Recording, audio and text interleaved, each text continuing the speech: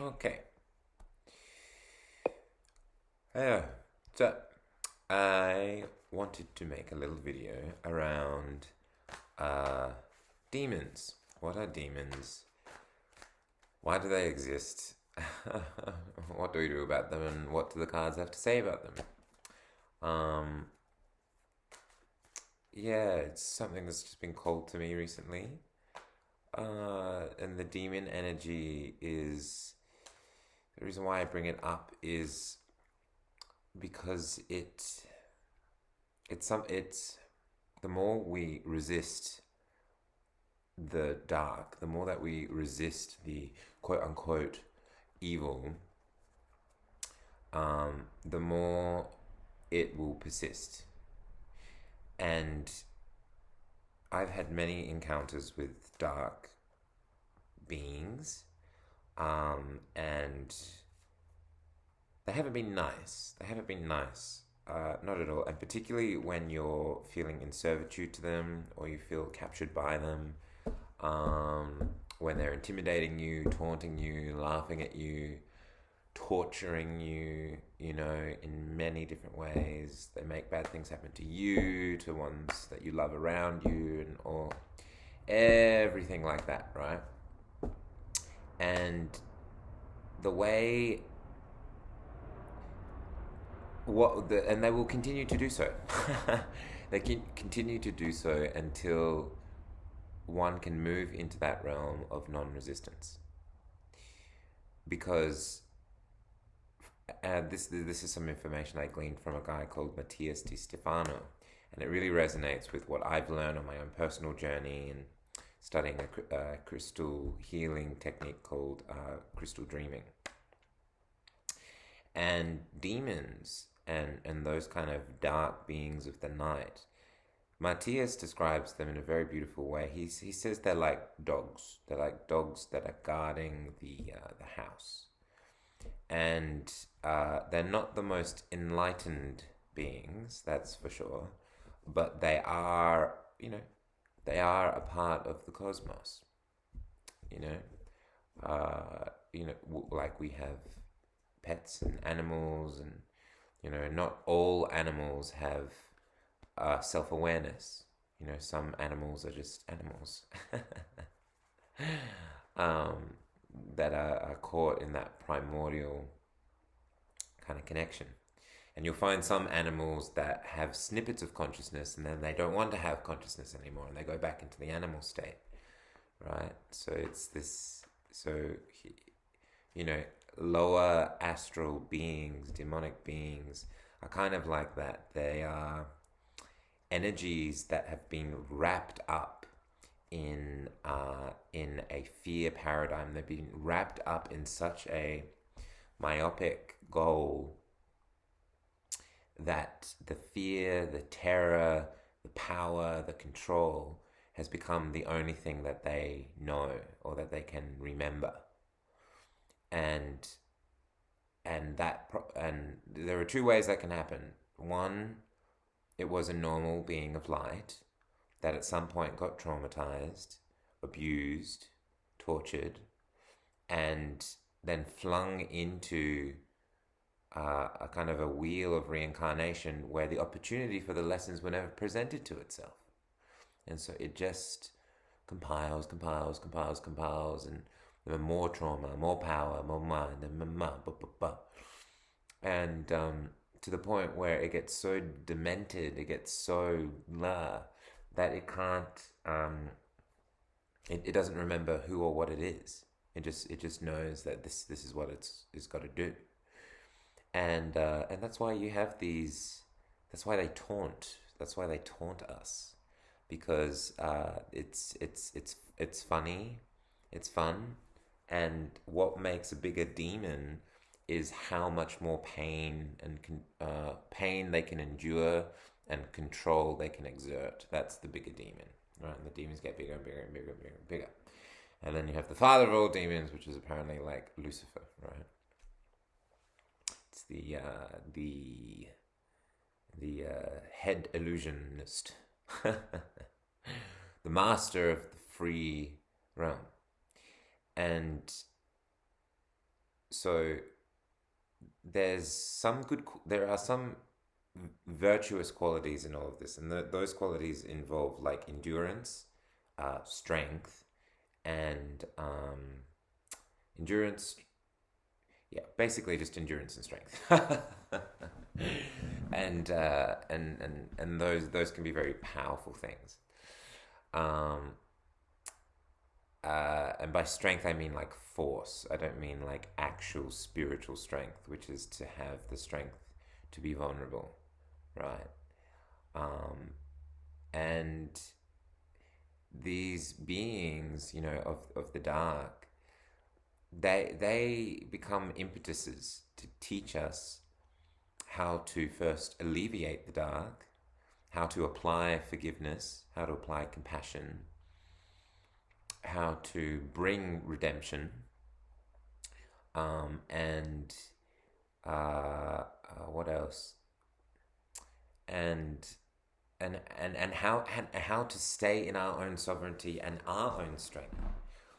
Because of that taunting nature, they taunt us and they laugh at us because they're like, ha ha ha ha, you haven't figured it out yet. You haven't figured out how to be strong. You pathetic weakling mortal. And when a demon does that, they're doing their job, because that's what demons are meant to do. They're meant to live in the realm of dark, and they're meant to live in the realm of fear, right? And on some higher level, they have chosen to do that. Now, is that a choice that they want to continue doing? This is where the conscious creator, us, has an influence in what's going on. We have the power to offer an opportunity for these beings to ascend and to alleviate their suffering, right? Now, so that's the first type of demon, right? Because I was talking about that before. The second type of demon is what's called a mother demon. So that at the highest level has decided to play the realm of dark forever and always. And those are the type of beings that you are never going to be able to change or alleviate or bring back to light. They are committed, and they are the ones that usually harbor, traumatize, or bring other demons into the fold, right? They're the ones that taunt. And the whole divine purpose in all of this is to teach everyone and everything to respect power and to test if the light within us has the integrity that we think it does. Because without that integrity, we will become either wounded or corrupted by these demonic forces, right? And so this all funnels down into the fulcrum or the pinnacle, the crux of the matter, which is choice, which is conscious intention. When I'm presented with this confrontation, what will I choose? What will I do? Okay. And this is where inviting beings that love us unconditionally, both for the demonic entity or ourselves, is really quite powerful. And it's where we can make an attempt to see the light in these demonic forces. And by seeing the light, I mean trying to see the divine purpose, the divine ordinance is what I want to say, the divine nature of what's happening, and the gift that this opportunity is bringing both sides of the party. The one holding the light gives them an opportunity to evolve their soul through compassion, through understanding, through holding the light so that another being can rise. And that's beautiful karma. You know what I mean? That's a wonderful thing. And that also helps the universe to really expand its understanding of more of who it really is. Because that demonic entity, because it's caught up in all the fear, it's not that it isn't the universe. It still has that source light within it, but it's it's not going to go very far in its evolution. There's only so many lessons that it can learn within the fear-based paradigm, and then there are no more lessons. It's just this endless wheel of suffering that has a cap, and there's always going to be a bigger demon. And it's just control and slavery, control and slavery, control and slavery, victim perpetrator, victim perpetrator, victim perpetrator. And it just goes on and on and on and on and on and on and on. And once you learn how to be bigger and stronger and inflict more pain, I mean, you're not actually evolving dynamically. You are evolving, but you're not evolving dynamically, and you can't evolve exponentially. You can only grow at a very slow rate, right? So it's not wrong that they're dark and they're evolving in that way. It's just not great. Let's just say that. And it does ultimately serve a purpose. And the reason why I'm going all this long way about talking all of this is because just to leave this impression that I've learned regarding demons, that there's something to pity isn't even the right word. It's really a peaceful place to be able to see them and say, oh, good job, well done. Well done. You, as that portion of the universe, that part of the universe that you are presently, are doing exactly what you're meant to be doing. All right? And to be able to do that with no judgment and a full appreciation of what their divine nature actually is the very thing that is going to help bring the light out of them. Because when you say, yeah, I appreciate you, I love you, I can see what you're doing, right? Of course, I'm not going to take part in it. I don't want to, that's not my reality. And so I thank you, and I want to remind you that, there's a beautiful bit of light within you, and that light within you is also the same light that's within me. And it's beautiful. You are a beautiful being of light and love. We are one. And I respect and honor what you've been through. And I ask if that's, and you always have been a beautiful being of light. And there's no need to suffer if you so desire it. And these are the, that's the type of behavior which is going to release a lot of this dark, dank stuff that's going on. It's by applying as much forgiveness as possible in each moment.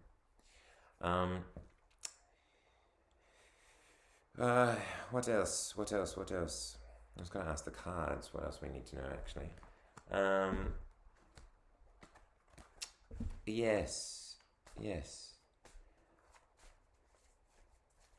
So finding ways to see the beauty and in the light in demons is, and to love them with non-judgment is how we both alleviate their suffering and remove us from their influence. Because when we, and I hope you felt the energy of what, and that's why I kind of went with the flow of saying what I did, because it moves us into a place of non-resistance. And in that power, in that ability to actually forgive and see the purpose and see the divinity in who and what they are, they don't have an influence over us anymore. Right? It's like a bully that's going to poke you, trying to provoke a reaction to you, and they're going to do it because they're actually from the highest level. We're being asked to rise above it. We're being asked to look at it with loving compassion, and understand how and why it's doing that, and how much suffering and pain and how lost these things are, which requires radical compassion. you have to imagine yourself or a kid that's just being tortured and tortured and tortured and tortured and tortured. Or, just think of when you have like a really bad day, right? You're not in a great mood. Who could expect the best from you if you're being like that, right? It's the same thing. And the more we hate them for their process and what they're doing, the more the more we actually attract them, because they want it's the same energy. It's polarities of the same energy. Because hate is not God. Hate is not love. Hate is judgment. And when you judge something, you put a split between yourself and the divine. And so that judgment is the same thing, of course, that the demon is doing. They're very egoic type of things. They're constantly judging and criticizing and trying to find ways to drag people down so that they can take advantage of them, right? Because that's what happens in the absence of love. That's what happens in a fear-based paradigm. And because you're so scared, you have to control, and so you move into the egoic realm. And this is what judgments do. Judgments are like a form of it's a form of control. When you judge something, you've made an assumption and an impression of it, which can't possibly be true, because it's from your own limited perspective, which is not the perspective of God, of the divine, right, of the all that is. And so when we judge things, we're actually getting in the way of that divine flow. And so now everything is control, and you have to figure it out. And oh my God, how are we gonna get through this? I'm gonna fuck off. I'm gonna express you. Demons. It's demons. And but when we move into a place of non-judgment, and we're able to release that within ourselves and appreciate what's really going on and apply radical forgiveness. And Ho'oponopono is a miracle way to do that. I'm sorry. Please forgive me. I love you. And I thank you.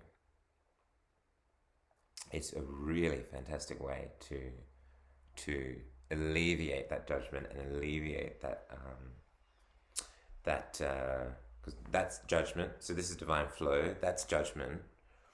And then we have to come back into alignment. And that's what forgiveness does. So, this is demons. That's the energy of demons. We're already at 18 minutes. Oh my God.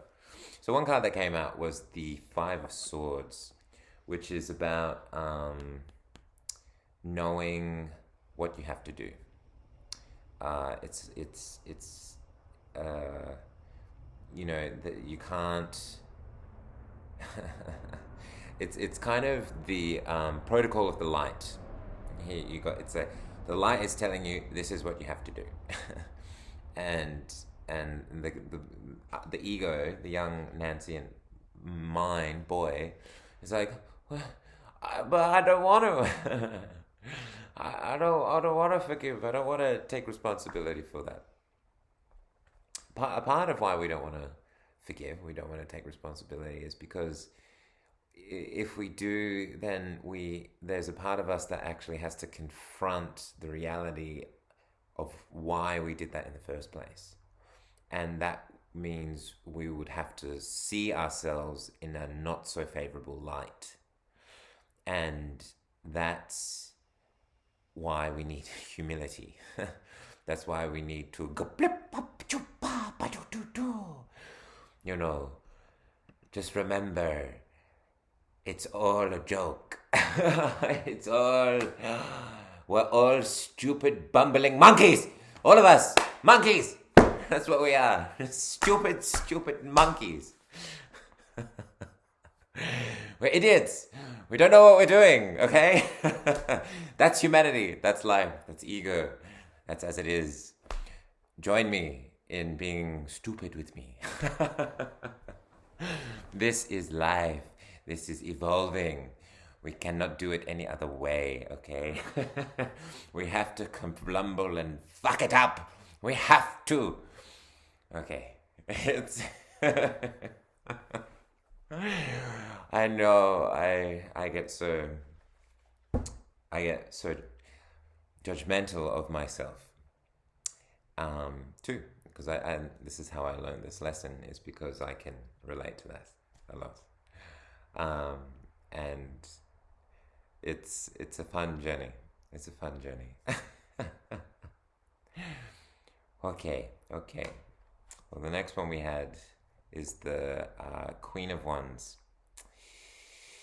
Queen of Wands is loyalty. And it's loyalty to the self, loyalty to our inner strength and our inner fire.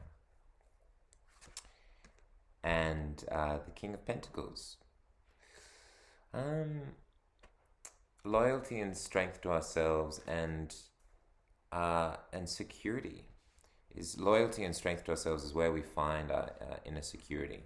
So when we hear the call and we need to look at it, and we act with loyalty and to ourselves, you know, like loyally loving, loyally forgiving, loyally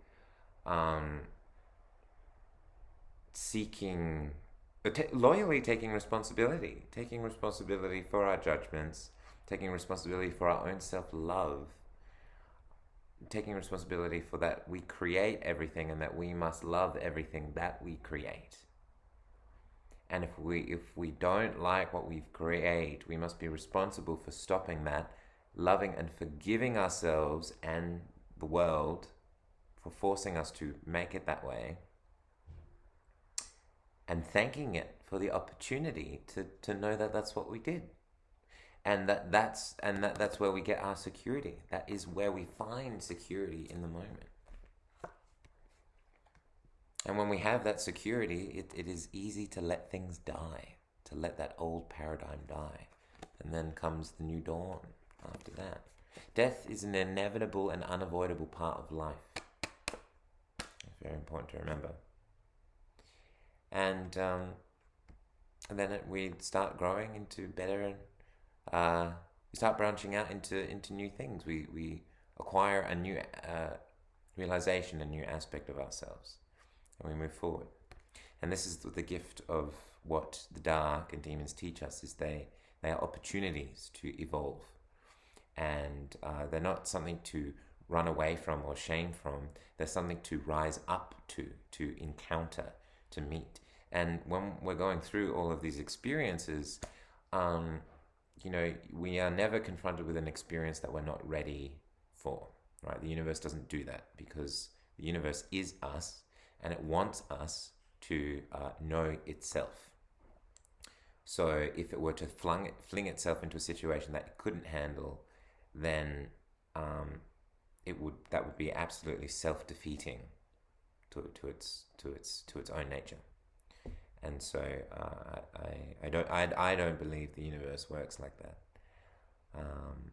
There are always opportunities, and there's always just when we do have that sense of like it's not possible, and that, you know, that God has forsaken us, that's an illusion. And that is probably one of the key illusions. That is what starts the whole devil nature, right? Because God, the nature of Source, I am, love, flows on. It's just an endless reservoir of love. It is love. It is all that is. And so there's no, the illusion is what separates us from that. Is that everything? I think that's everything. So, yes, that's demons. And I hope that's useful. Oh, there's one that fell out here. This will be a final one. 8 of Cups. 8 of Cups. seeking deep within ourselves. Seeking deep within ourselves and having faith that the universe has everything that we need to solve everything that we're encountering. That's the Eight of Cups.